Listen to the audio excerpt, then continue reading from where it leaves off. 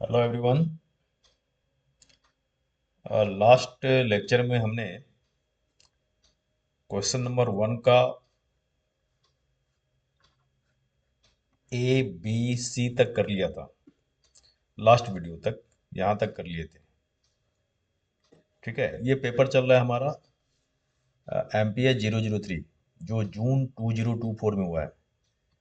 जून 24 में जो पेपर हुए थे उसी का वही पेपर है ये एमपीएच 003। ये मैं लास्ट वीडियो में मैंने क्वेश्चन नंबर सी तक कर लिया था। मैं फर्स्ट का पार्ट सी तक हो चुका था। अब आज हम आगे करेंगे।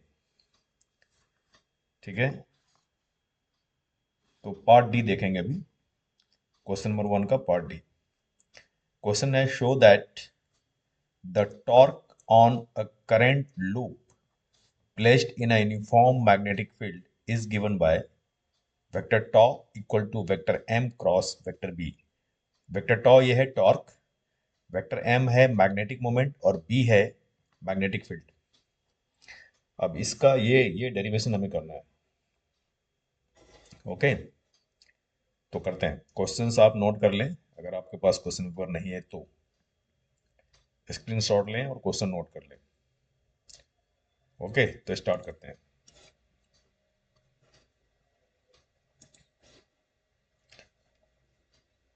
देखो, हमने यहाँ पर एक डायग्राम ड्रॉ कर लिया है। ये करंट लूप है और करंट फ्लो करने की जो डायरेक्शन, लूप का कुछ नाम दे दें पहले। लूप है पी क्यू आर एस। ये पी क्यू आर एस, ये हमारा लूप है, रेक्टेंगुलर लूप है। करंट की डायरेक्शन, करंट फ्लो कर रहा है आई, तो आई की डायरेक्शन एरो बता रहा है। देखो ये जो एरो है देख रहे हो, तो इस तरह से करंट फ्लो कर रहा है लूप में, आई करंट। और लेंथ है लूप का एल, और विड्थ ले लेते हैं बी। विड्थ है बी। क्लियर। और ये जो डायरेक्शन है ना, ये है यूनिफॉर्म मैग्नेटिक फील्ड का डायरेक्शन। देखो लाइंस क्या है, पैरेलल है, यूनिफॉर्मली स्पेस्ड है। तो ये यूनिफॉर्म, ये जो लाइंस है magnetic field lines, uniform magnetic field को रिप्रेजेंट करता है। ओके, विड्थ हो गया बी लूप का, और लेंथ कितना है, लेंथ है एल। ओके, अब इसे थोड़ा सा इसके बारे में लिखना है आपको, तो मैं लिख रहा हूं। We consider, just minute,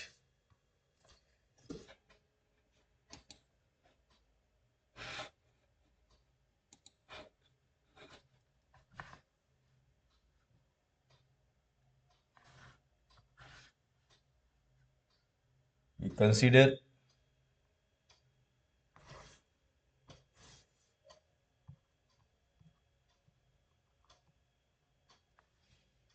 a rectangular loop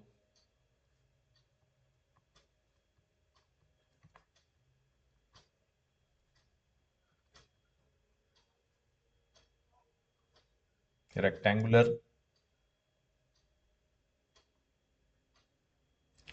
loop PQRS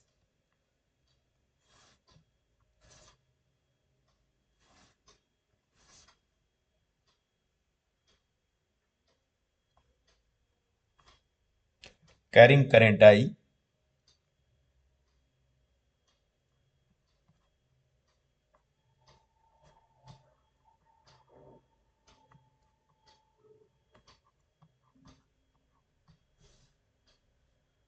carrying current I and placed, ये लूप कहाँ रखा है, यूनिफॉर्म मैग्नेटिक फील्ड रीजन में।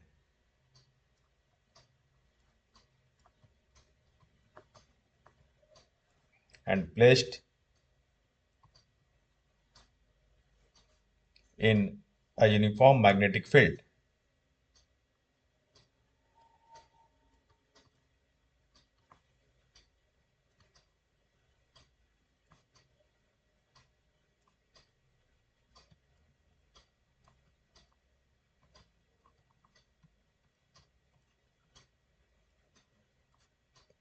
यूनिफॉर्म मैग्नेटिक फील्ड क्या है? वेक्टर बी, जैसा कि डायग्राम में आपको दिख रहा है।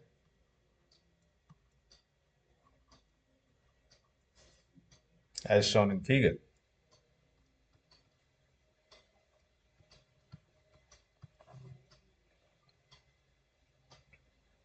ठीक है, अब देखो क्या क्या हमने लिया है। लेट पी क्यू क्या है? लेंथ। पी क्यू और R S opposite sides equal होता है, तो पी क्यू और आर एस, ये हो गया हमारा length. P Q equal to R S equal to L लिख लेते हैं। एंड देखो ब्रेथ क्या है? पी एस और क्यू आर, जिसे मैंने बी लिया है, डायग्राम देख लो। P S equal to Q R equal to क्या है? बी है। तो ये आ गया Q R equals to S P equal to B. Okay, next जो वर्टिकल साइड है,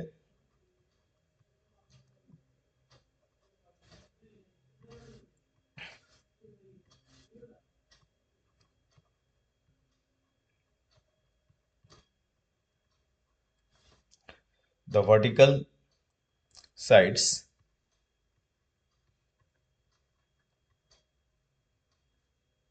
वर्टिकल साइड कौन कौन है? पी क्यू है और आर एस है, डायग्राम आपने बना लिया होगा।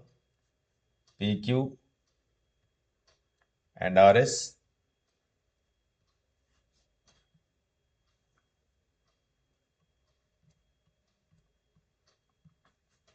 Of the loop.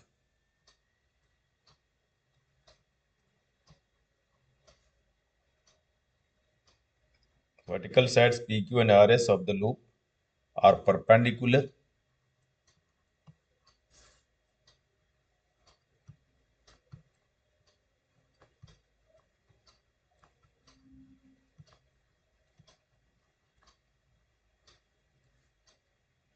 are perpendicular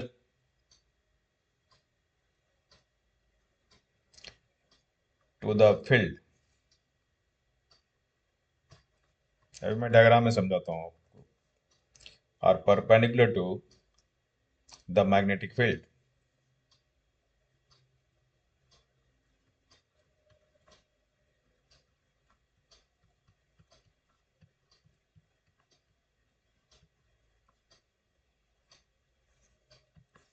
देखो डायग्राम, आप यहां चेक करें।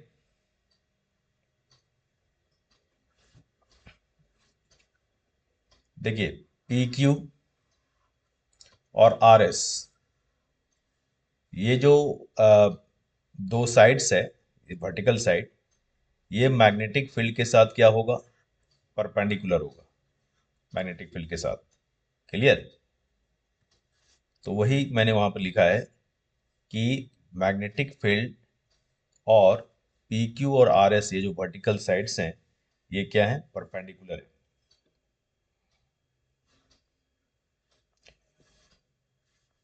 Okay, therefore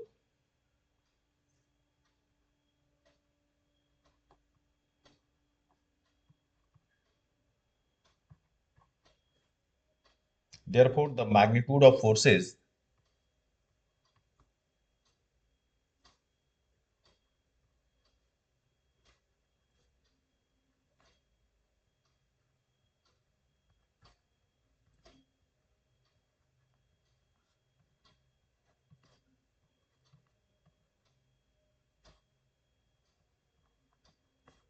the magnitude of forces vector F1 and vector F2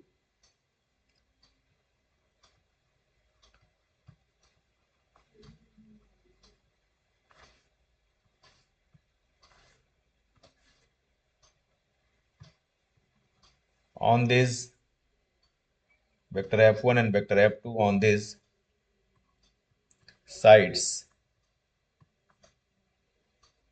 is given as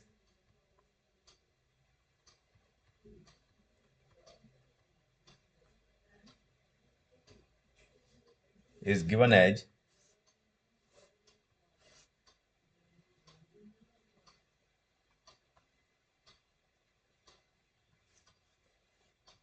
F1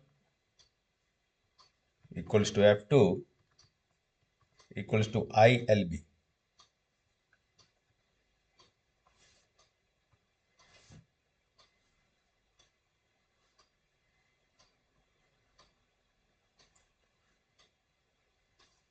Wait, just wait.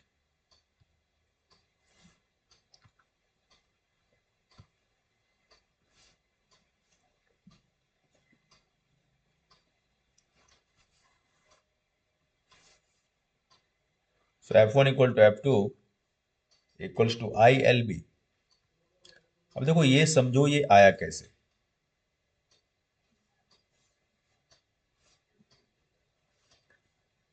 हमें ये तो पता है कि जो मैग्नेटिक फोर्स होता है, वेक्टर एफ एम लिख देता हूं मैं, एम फॉर मैग्नेटिक, ये होता है वेक्टर, ये होता है आई एल क्रॉस बी।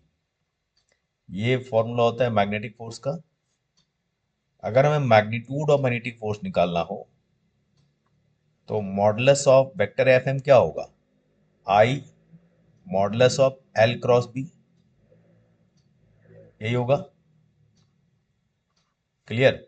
अब देखो आई आ गया करंट।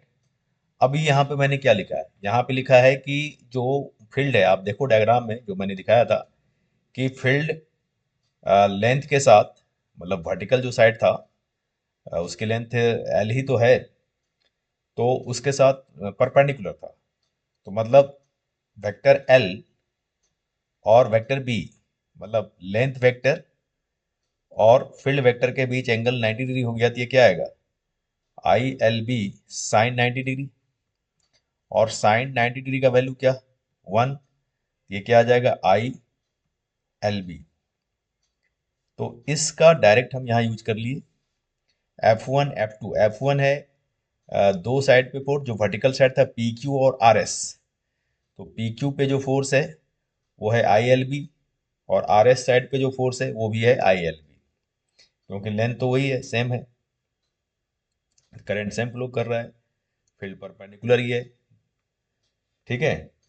तो इस तरह से हम कहते हैं कि ये जो फोर्स आया, ये दोनों फोर्स इक्वल मैग्नीट्यूड है, डायरेक्शन अपोजिट है, मतलब एंटी पैरेलल डायरेक्शन है, लेकिन लाइन ऑफ एक्शन जो है ना वो सेम नहीं है। ये दोनों फोर्स कोलिनियर नहीं है। इसलिए, क्योंकि ये दोनों फोर्स कोलिनियर नहीं है, इसलिए ये क्या करेगा? कपल बनाएगा। कपल बनाएगा मतलब ये टॉर्क जनरेट करेगा। ठीक है? तो अब हम यहां पर लिखेंगे, so the forces vector F1 and vector 2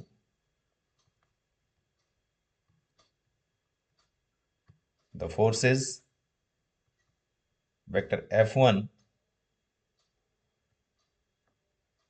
and vector F2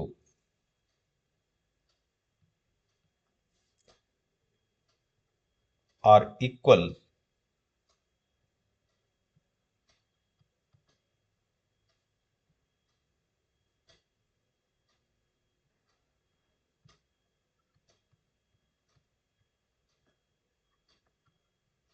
in magnitude and the right hand rule, जो हम राइट हैंड रूल पढ़े हैं वो हमें यही सजेस्ट करता है।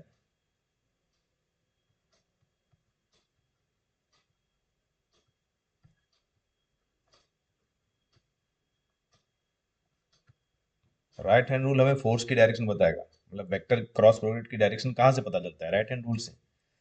और यहाँ पर फोर्स कौन देगा हमें? क्रॉस प्रोडक्ट ऑफ वेक्टर, ये देख रहे हैं आप। ठीक है? तो क्रॉस प्रोडक्ट की डायरेक्शन कैसे निकालते हो? राइट हैंड रूल से। And the right hand rule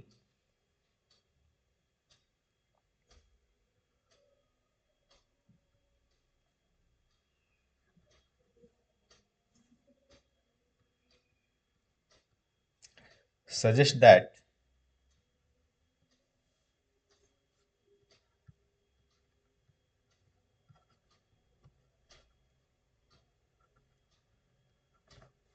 these forces are oppositely directed.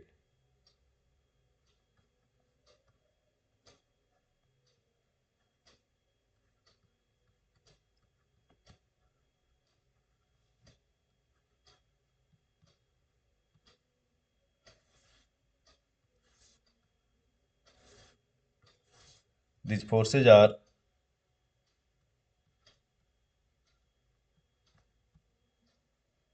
oppositely directed.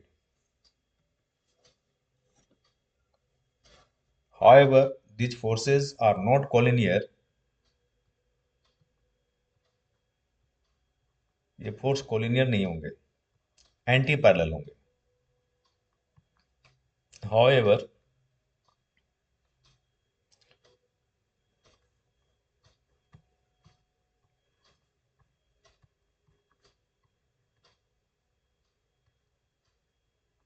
these forces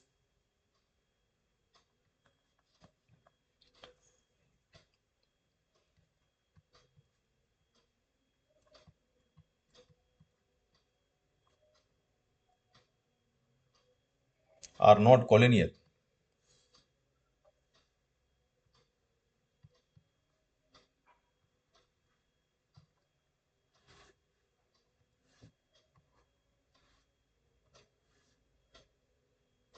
Thus,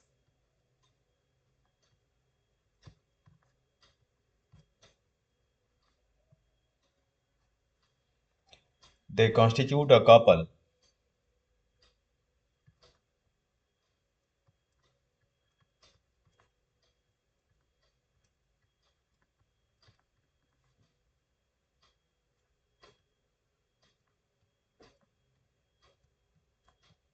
they constitute a couple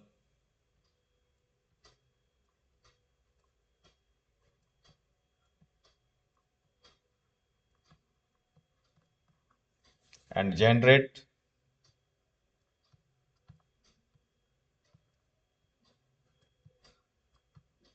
a torque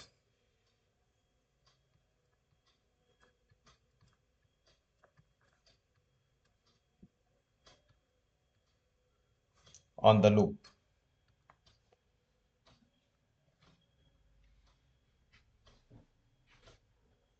ठीक है.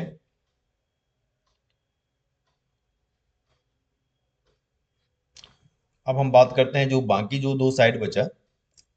अभी हमने किस पे फोर्स दिखाया है. अभी हमने ये जो साइड है पी क्यू और आर एस, इस पे फोर्स निकाला F1 और F2. अब हम बात करेंगे बाकी जो दो साइड है, एक ये और दूसरा ये.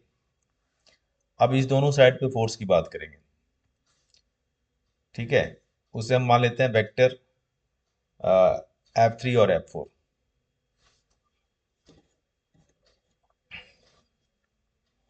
Now here the magnitude of forces on sides. Now the magnitudes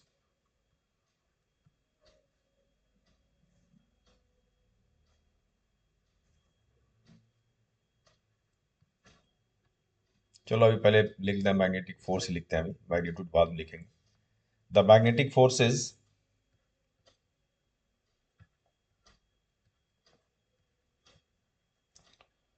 on sides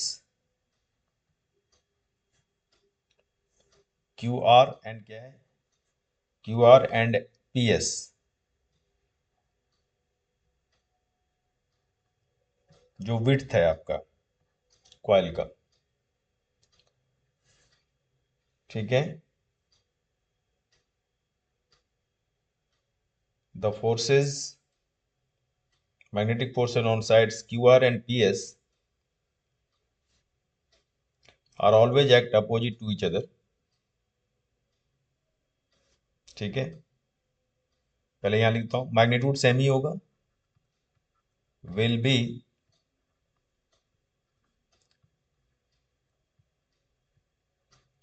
equal in magnitude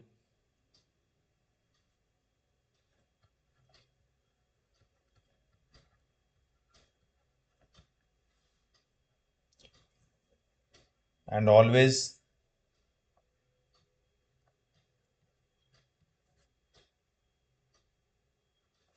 always act opposite to each other.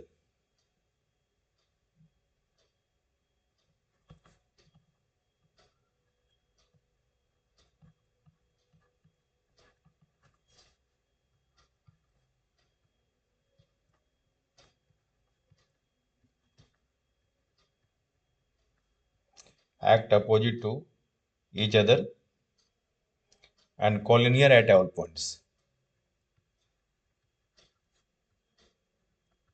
अगर कोलिनियर है तो याद रखना टॉर्क नहीं बनाएगा, and collinear at all points.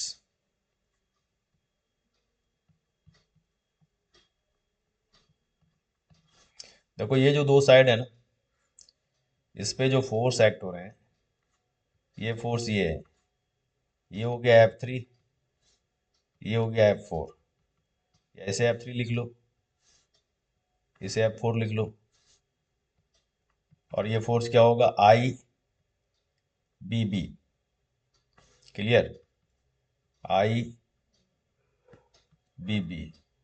अब सेम लाइन का long act हो रहा है दोनों फोर्स, सो इफेक्टिवली क्या होगा, they will cancel.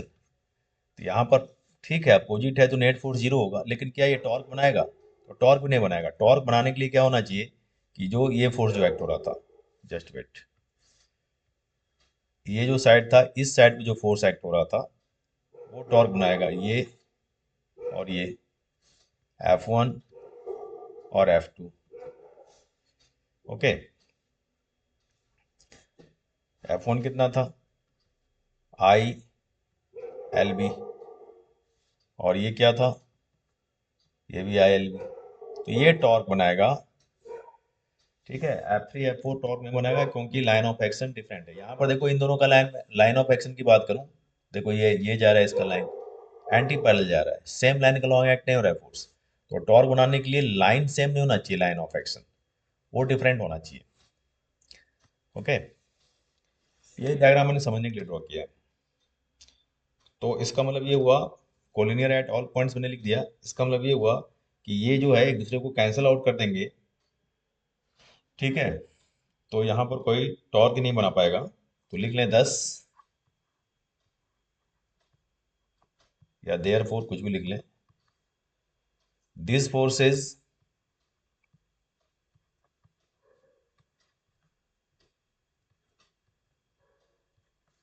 thus these forces cancel out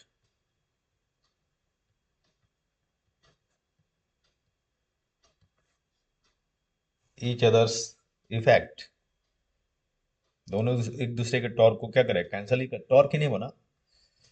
तो आप कह सकते हैं then these force do not constitute a couple, या यूं कह सकते हैं डू नॉट कैंसल आउट, लिखने की जरूरत, कैंसल आउट तो कर ही देगा,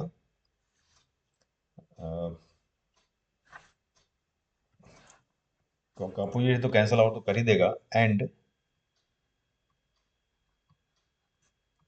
डू नॉट, और क्योंकि लाइन ऑफ एक्शन भी सेम है, कोलिनियर है, इसलिए टॉर्क भी नहीं बनाएगा।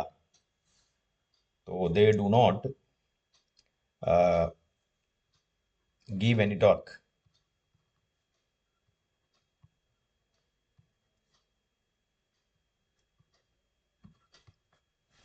They do not give any torque। Clear. अब जो ये लूप था, जो लूप मैंने बनाया था, इसमें जो F1 और F2 जो कि हमें दे रहा है टॉर्क, अगर इसे हम ऊपर से देखें तो वो फोर्स कहाँ एक्ट हो रहा है, ठीक है। तो लिखते हैं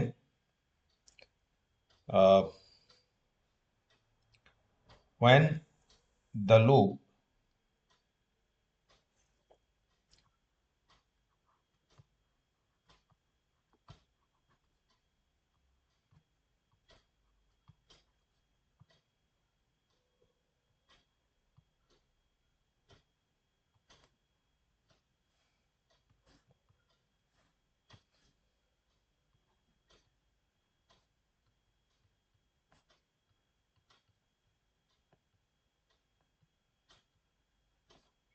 is viewed from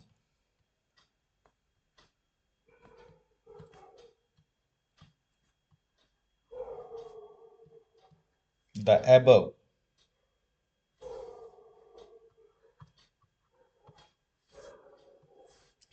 the forces vector F1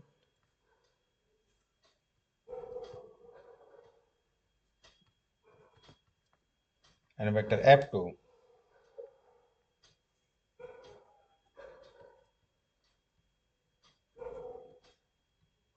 are equal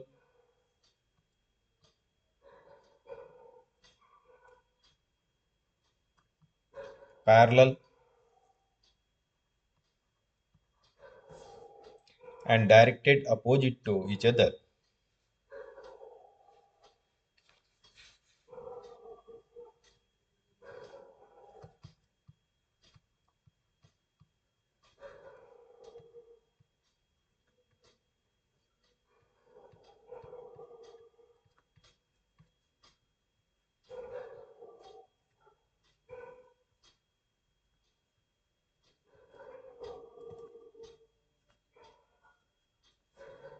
Opposite to each other, and hence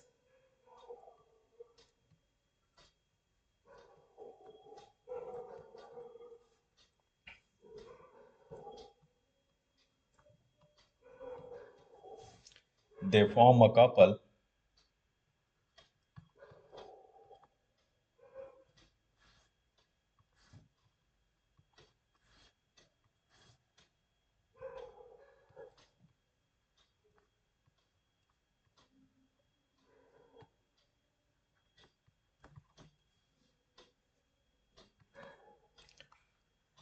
उसके बाद फिर क्या होगा तो ठीक है एक टॉर्क एक्ट होगा वो टॉर्क हमें ड्राइव करना है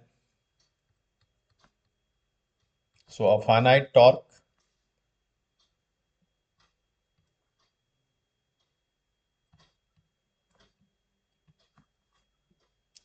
is exerted on the loop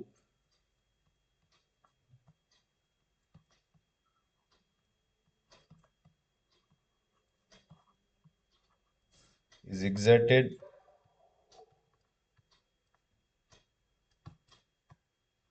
on the loop causing it to rotate जिसके वजह से लूप क्या होगा रोटेट करेगा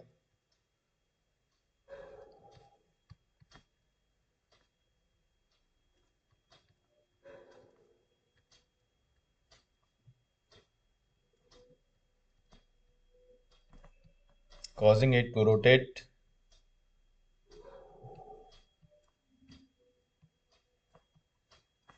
around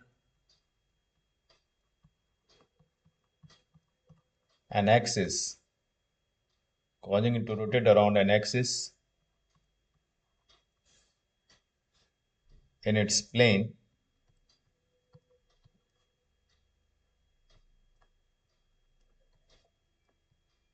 in its plane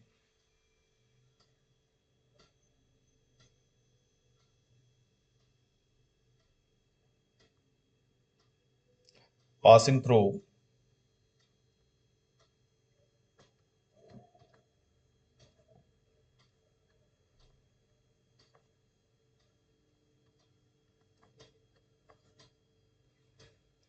mid point of QR ये मैं अभी लिख रहा हूं अभी समझाता हूं पहले लिख लो पासिंग थ्रू डायग्राम से समझाऊंगा अभी passing through mid point of QR एक बार मैं इसे पढ़ लूं A finite torque is exerted on the loop causing it to rotate around an axis in its plane passing through midpoint of QR.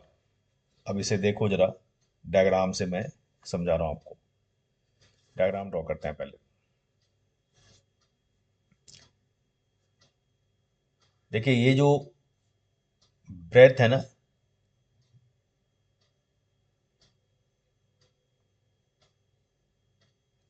ये QR,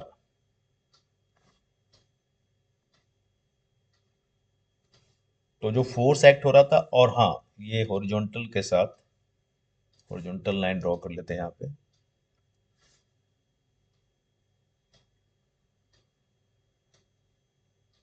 ये आ गया, और इस पे नॉर्मल नॉर्मल ड्रॉ कर लेते हैं। जस्ट वेट, मिड पॉइंट के अबाउट ना ये रोटेट करेगा। ये 90 डिग्री दिखना चाहिए, हमें लगना चाहिए।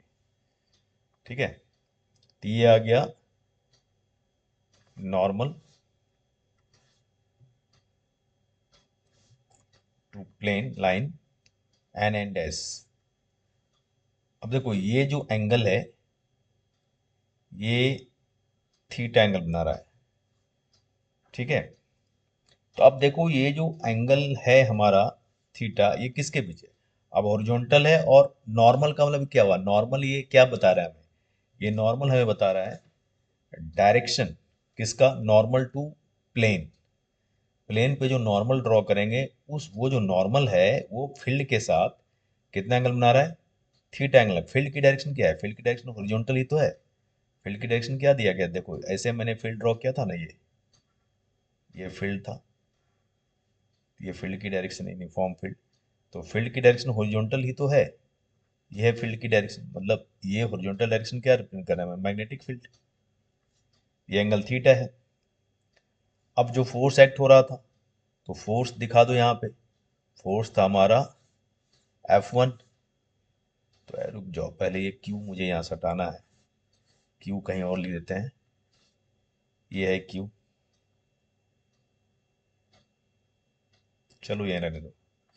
ठीक है, अब जो दोनों फोर्स है उस दोनों फोर्स को दिखाओ।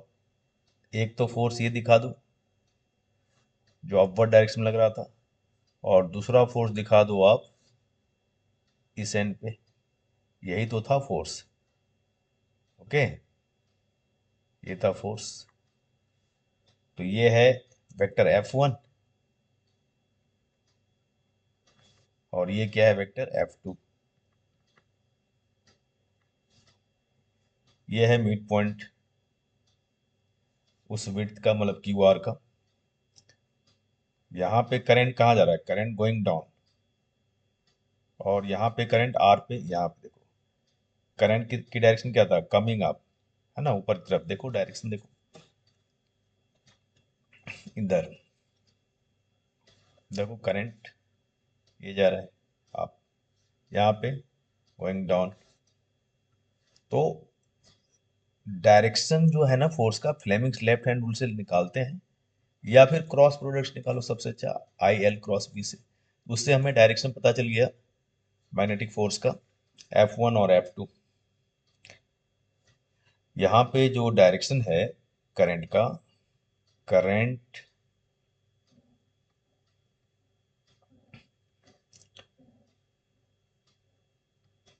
Going down,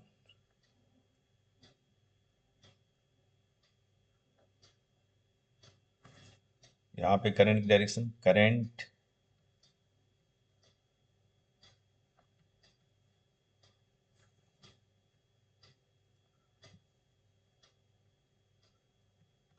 coming up,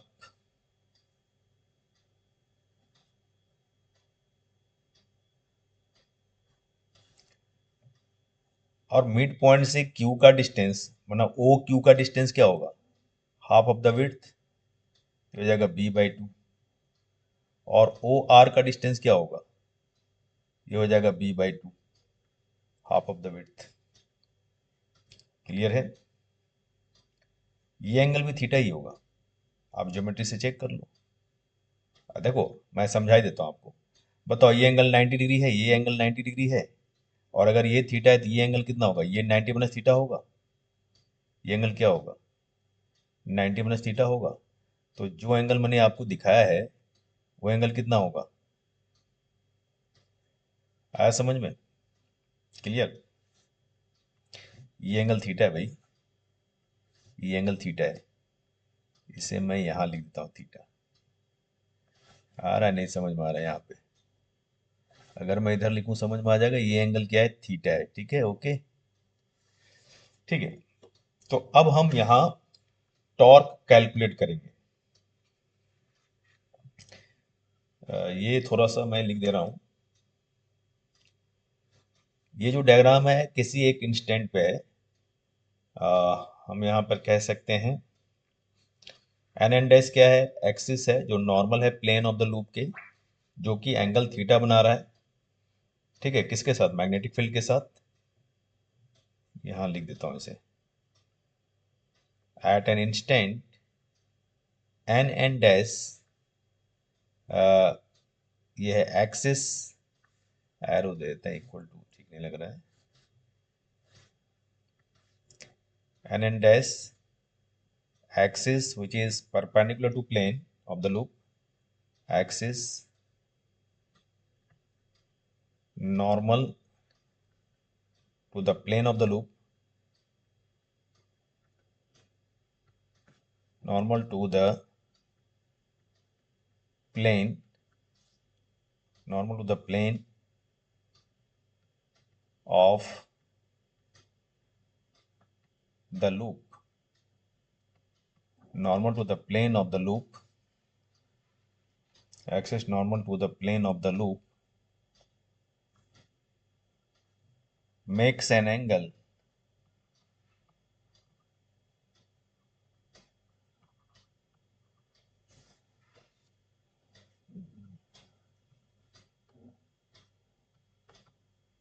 theta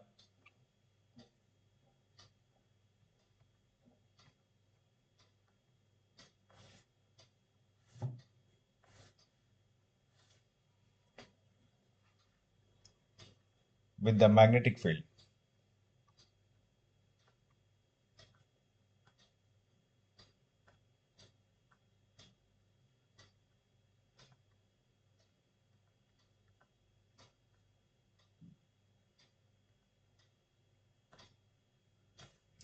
With the magnetic field as shown in figure.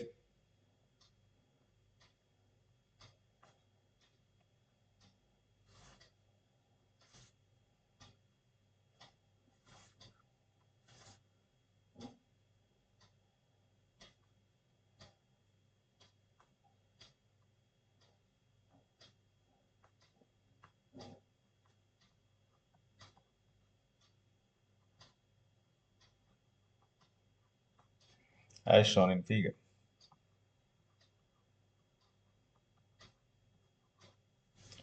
Then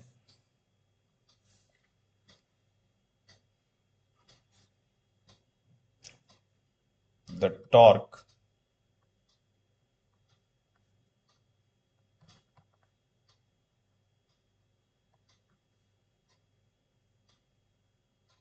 torque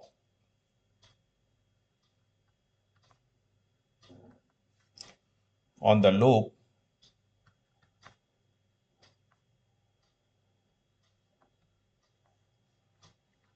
due to forces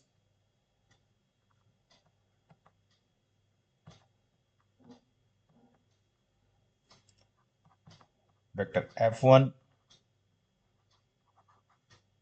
and vector F2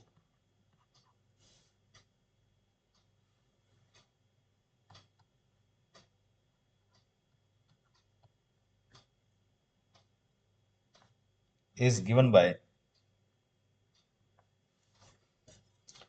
अब टॉर्क का फॉर्मूला तो आपको पता ही है, vector R cross vector F होता है। यहाँ साइड में लिख दे रहा हूँ। टॉर्क का फॉर्मूला क्या होता है? Vector torque equals to vector R cross vector F. Vector R क्या है? Position vector of line of action from point of rotation.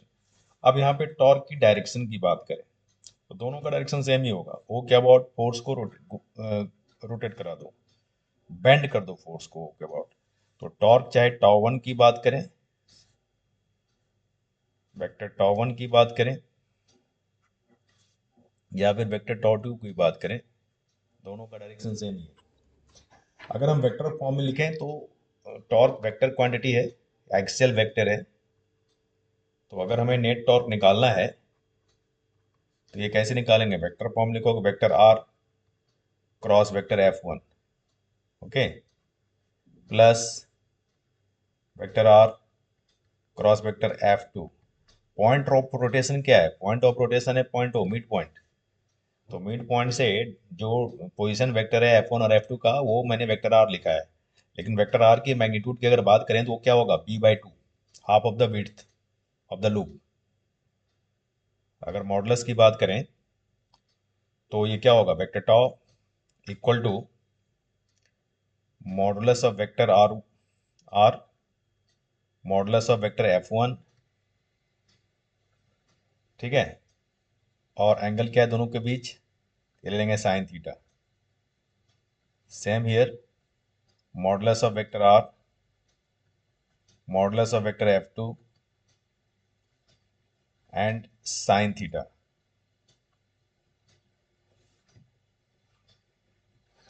तो क्योंकि यहाँ पे हम देखें अगर, तो वेक्टर f1 का जो मैग्नीट्यूड है और वेक्टर f2 का मैग्नीट्यूड है, दोनों का मैग्नीट्यूड सेम ही है। वो कितना है? तो वो है आई एल बी, यही तो है। और अगर हम बात करें वेक्टर आर, आर इसकी मैग्नीट्यूड वो क्या है? हाफ ऑफ द विड्थ है, तो बी बाई टू है। So here we can right,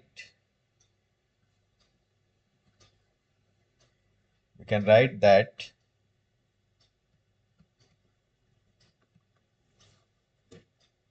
क्या लिख सकते हैं? तो ये हो जाएगा वेक्टर टॉ, इसका मैग्नीट्यूड क्या हो जाएगा? तो ये हो जाएगा I L B into B by two sine theta, ठीक है, plus I L B by two sine theta,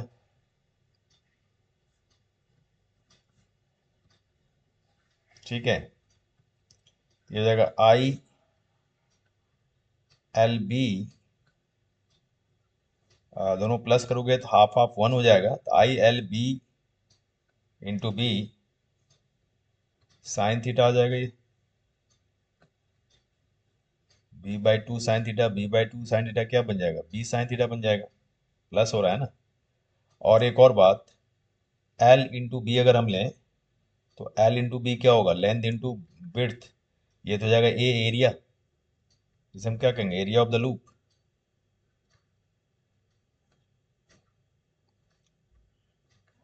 area of the loop,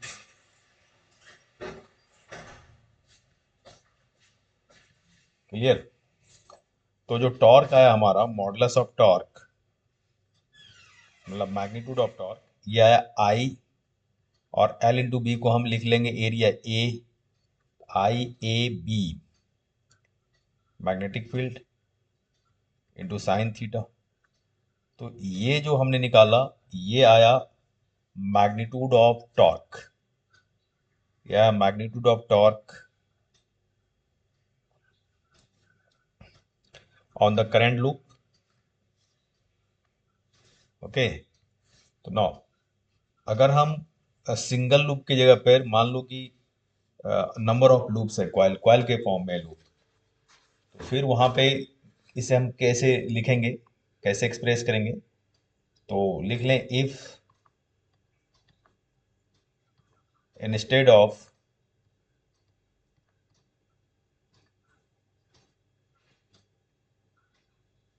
instead of a single loop, instead of a single loop we have a coil having n loops.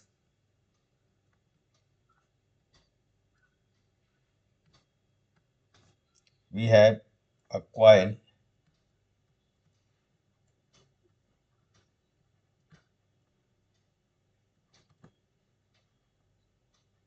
having n loops,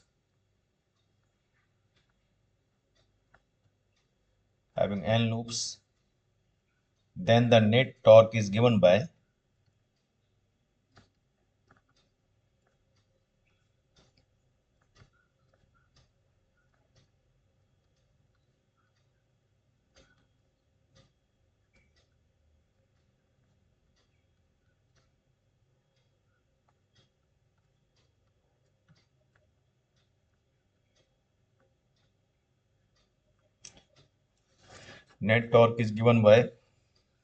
modulus of tau equals to number of turn से multiply कर देंगे तो आ जाएगा NIA into B into sine theta.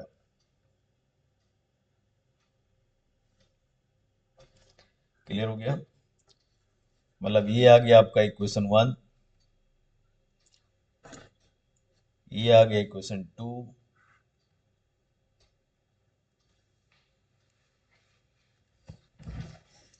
तो अब ये जो आया इसे अब अगर हम वेक्टर फॉर्म में फिर से लिखें, now we can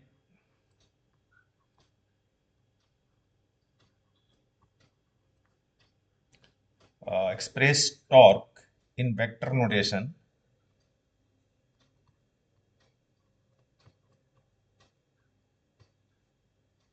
express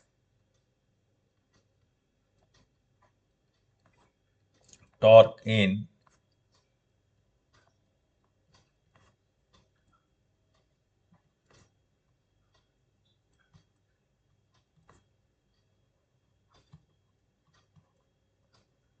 vector notation in terms of area vector and field vector.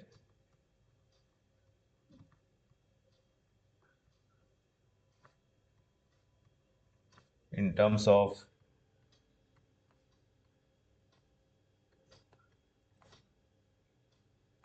area vector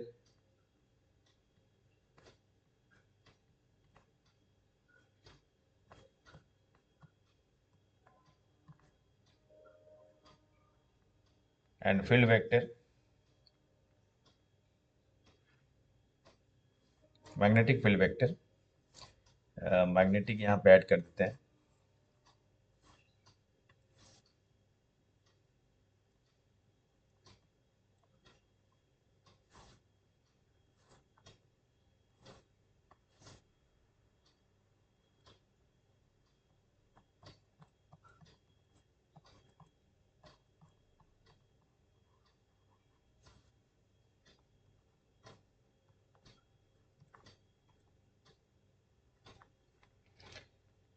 area vector and magnetic field vector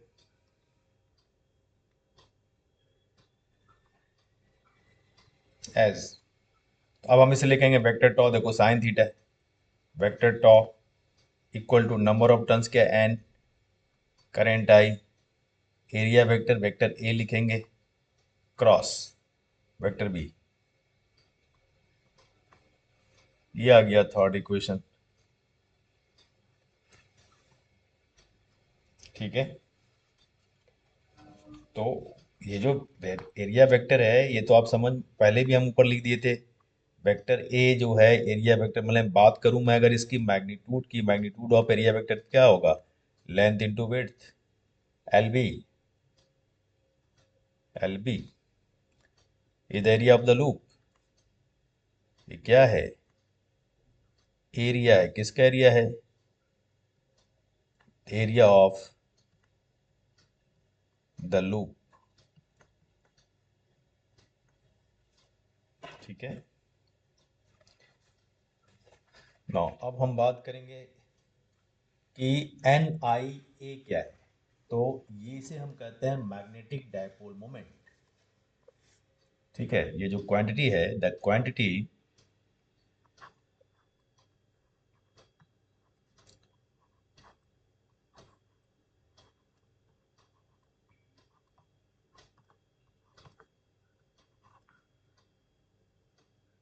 N I A is called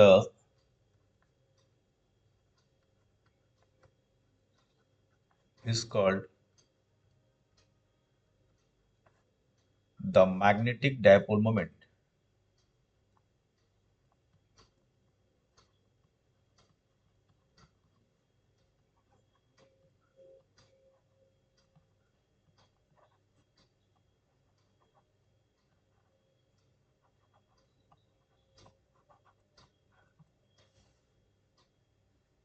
vector m से represent करते हैं इसे, magnetic dipole moment of the coil. Coil में कितने number of turns हैं, number of loops कितने हैं, n loops हैं, ठीक है, clear, consist of n loops, coil of the coil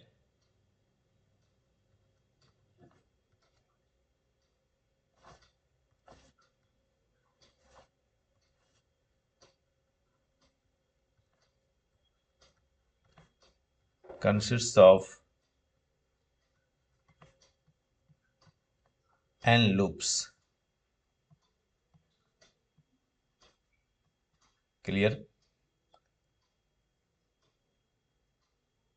thus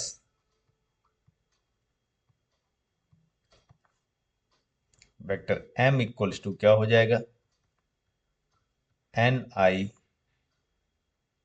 vector a, number 4। ये जो मैग्नेटिक मोमेंट है वेक्टर m, इसकी डायरेक्शन वही होगी जो एरिया वेक्टर की डायरेक्शन होगी, ठीक है। Magnetic dipole moment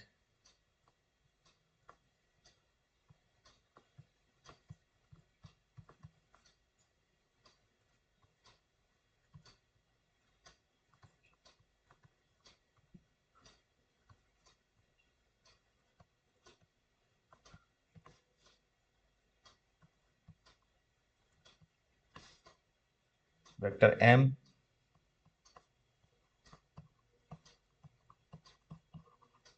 is a vector quantity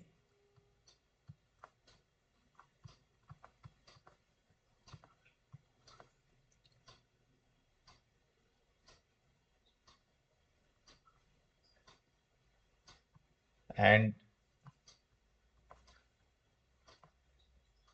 for a current loop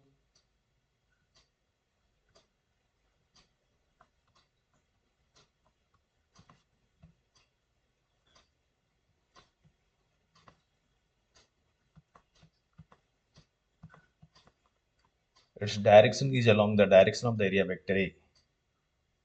Its direction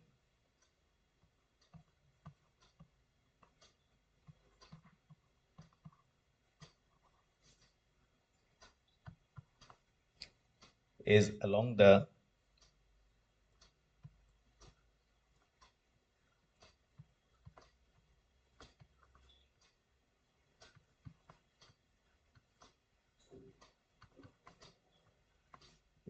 direction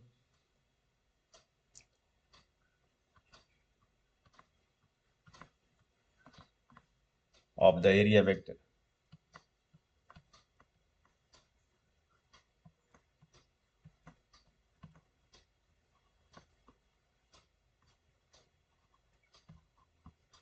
vector A, ठीक है।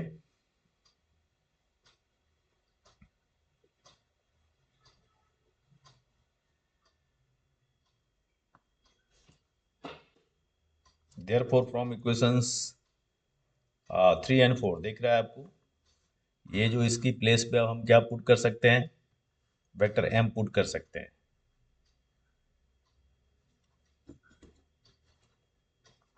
तो फाइनली देयरफॉर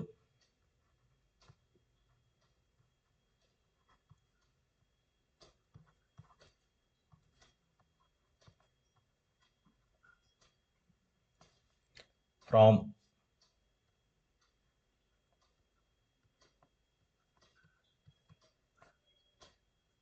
इक्वेशंस, कौन कौन सा इक्वेशन था? 3 and 4,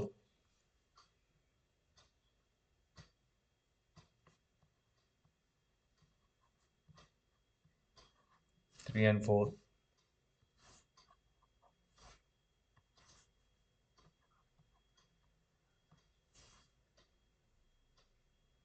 the torque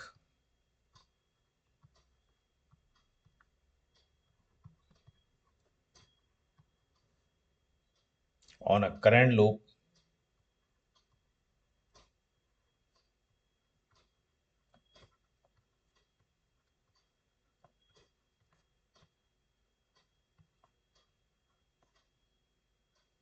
due to a uniform magnetic field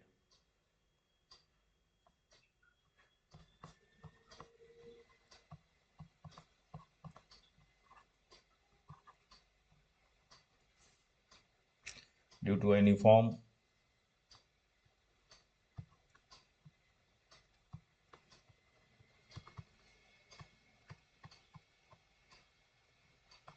magnetic field can be written as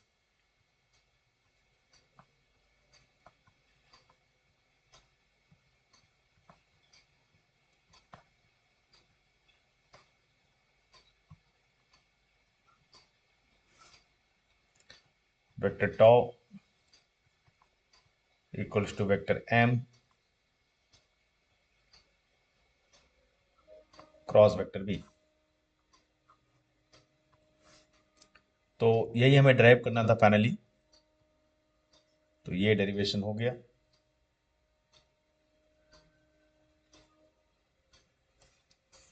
okay, देखो ये जो हम लिखते हैं, लिखने में टाइम लगता है, और सॉल्यूशन जो है किसी भी क्वेश्चंस का आंसर हमें डिटेल में इसलिए लिखना है क्योंकि समझाना भी है। आप इसे जितना शॉर्ट में लिख सकते हैं आप खुद कर सकते हो समझने के बाद। इसके बाद इस पर एक न्यूमेरिकल भी है, SA-Q1, बुक में, आपके बुक में दिया हुआ है, तो ये आप खुद कर सकते हैं। ठीक है, ये जब हम रेगुलर कोर्स में पढ़ाएंगे ना ये चीज़, एक एक मतलब बिल्कुल सीक्वेंस में, तो सारे SA-Q, सारे टर्मिनल क्वेश्चंस सभी करेंगे। अभी क्योंकि एग्ज़ाम है, एग्ज़ाम का टाइम है, टर्म एंड एग्ज़ाम चल रहा है, इसलिए सिर्फ हम पेपर्स ही सॉल्व कर पा रहे हैं, है ना। टाइम नहीं उतना कि पूरा पढ़ा पाऊँ एक एक टॉपिक। लेकिन हाँ, मैंने स्टार्ट कर दिया है पेपर 2 जो है, MS-002, उसमें 2 लेक्चर मैंने पढ़ाया है अभी फिलहाल। एग्ज़ाम के बाद उसे कंटिन्यू करूँगा। जो भी न्यू स्टूडेंट्स हैं उनको फ़ायदा होगा उससे।